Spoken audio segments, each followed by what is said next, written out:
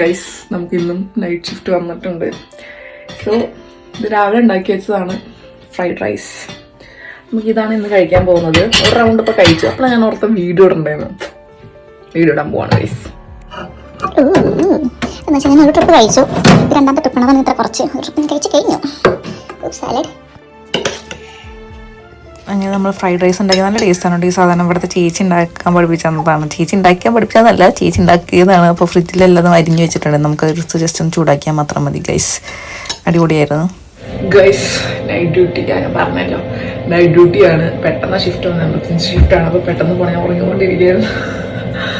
അപ്പോൾ നൈറ്റ് ഡ്യൂട്ടിക്ക് നമുക്ക് പറയാൻ പറഞ്ഞില്ല. അപ്പോൾ ഞാൻ ഒരു 3-3:30 നൈറ്റ് ഡ്യൂട്ടി ഉണ്ടെന്ന് പറഞ്ഞിട്ട് മെസ്സേജ് വന്നേ. ആ സമയത്ത് പെട്ടെന്ന് ഉറങ്ങി.